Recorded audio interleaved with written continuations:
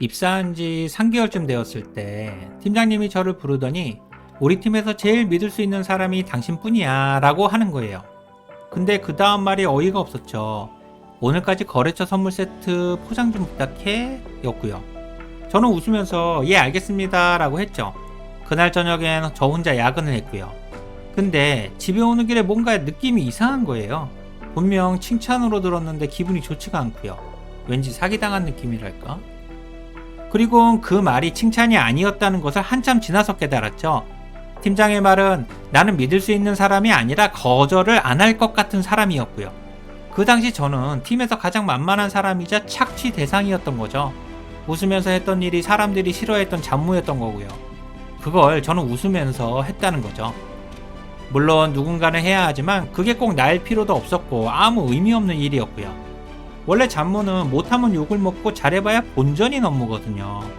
보통 이런 일을 하는 사람들이 막내들이죠. 그래서 막내라고 하면 잡무만 하는 사람 같고요. 암튼 서열을 의미하는 막내는 오래 할 게 절대 아니죠. 그럼에도 입사 초반엔 아무것도 모르니까 일단 뭐든 열심히 하려고 하죠. 적극성을 어필하기 위해서라도 먼저 움직이는 게 맞고요. 근데 진짜 문제가 언제 생기냐면 막내 포지션이 끝나지 않을 때죠. 보통 막내는 입사한 지 1년 이내나 부서 후배가 없는 사람들인데 1년이 지나도 커피를 주문하고 2년이 지나도 회의실을 예약하고 3년이 지나도 계속 막내인 경우죠. 군대였으면 벌써 제대를 했을 시간이고요. 그러면서 팀원들이 저를 이렇게 부르더라고요. 뭐든지 잘 챙겨주고 항상 곁에 있는 사람 말이죠. 저는 처음엔 그 말이 칭찬인지 알았고요. 근데 어느 날 인사팀에 팀원 소개 자료를 만든다고 했을 때 나는 여기서 뭐 하는 사람이지? 라는 현타가 왔죠. 그냥 잡무의 황제라고 써야 하나? 라고 생각을 했고요. 근데 정말 이상한 건 저도 해야 할 직무가 있어서 여기 있는 건데 실제로 해야 할 직무 말고 잡무를 더 많이 하고 있다는 거죠. 이게 어떻게 된 건지 생각해보면 나는 항상 예스맨이었던 거고요. 착한 사람 컴플렉스로 꽉 찬 자발적 노예였던 거죠. 막내니까 하기 싫어도 웃으면서 했고 이런 행동들이 습관이 된 거고요. 부탁이 왔을 때 거부하지 않고 그냥 바로 했거든요. 그러니까 나에게만 계속 잡무가 오는 거고요.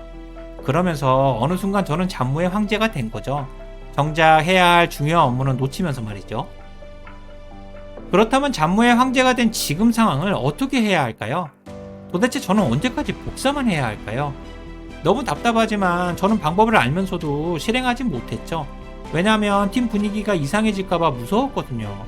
갑자기 내가 이러면 이상한 사람이 되는 게 아닐까라는 두려움도 있었고요. 근데 제가 생각을 바꾸게 된 계기가 생겼죠. 새로 후임이 들어왔거든요. 그동안 제가 하던 모든 잡무를 줄 생각이었죠. 그런데 그 친구가 입사 2달 만에 자기 영역을 명확히 하더라고요. 그닥 불친절한 것도 아니고 무뚝뚝한 것도 아닌데 자기 업무가 아닌 건 자연스럽게 쳐내는 거죠. 저는 이쪽 업무는 잘 몰라서요 라고 하면서 다른 사람에게 업무를 넘기고요. 저는 그게 되게 신기했어요. 제가 3년 동안 못했던 걸 그 친구는 2달 만에 하고 있으니까요. 솔직히 너무 부러웠고요. 그래서 그 친구에게 어떻게 그게 돼요? 거부하는 게 불편하지 않아요? 라고 물어봤죠. 근데 그 친구가 하는 말이 저는 원래 처음부터 그렇게 했으니까 불편하지 않아요 라고 말했고요. 저는 이 말을 들었을 때 확실하게 깨달았죠. 저는 처음부터 나를 지키기 위해 거절할 수 있어야만 했던 거죠. 어느 정도 불편함을 견뎌야만 했고요. 저는 거절이 너무 두려웠고 사람들에게 잘 보이고 싶어서 착한 척을 한 거죠. 미움받을 용기가 부족했던 거고요. 그러다 보니 항상 바쁘지만 성과 없는 잡무의 황제가 바로 저였던 거죠. 그래서 저도 조금씩 바뀌기로 마음을 먹었죠. 다음은 제가 실제로 썼던 방법들이고요. 우선 티나게 거절하는 게 아니라 부드럽게 방향을 바꿨죠. 예를 들어 회의실 예약을 계속 해왔다면 이렇게 말하는 거죠. 앞으로 회의 요청하실 때에는 회의실 예약까지 같이 해주시면 더 좋을 것 같아요. 제가 바빠서 놓칠 수도 있으니까요. 제 나름대로는 최선의 착한 척이었죠. 실제로는 예약을 하기 싫은 거였고요. 이게 말투 하나 차이인데 받아들여지는 방식은 완전히 다르죠. 책임을 넘기는 거라서 효과적이고요. 또 다른 방법은 내가 하는 잡무를 다른 사람들도 알게 만드는 겁니다. 내가 잡무 때문에 너무 바빠서 진짜로 해야 할 일을 못하고 있어 라고 알려주는 거죠.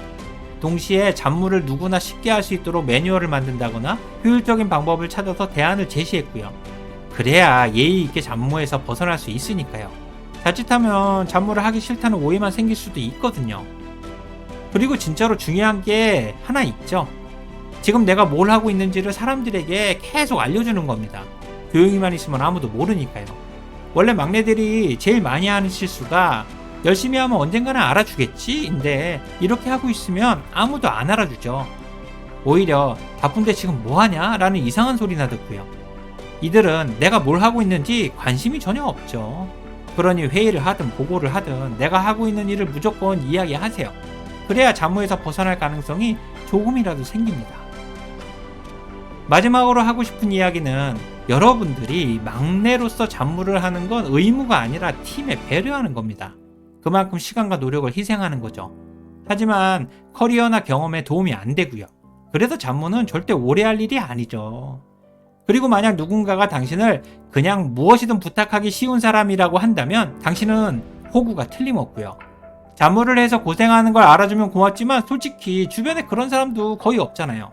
그러니 착한 척도 좋지만 나 자신을 먼저 배려하세요. 이제부터는 확실히 거절도 하고 중요한 일에만 집중하시고요. 자칫하면 착한 막내에서 늙은 막내가 될 수도 있으니까요.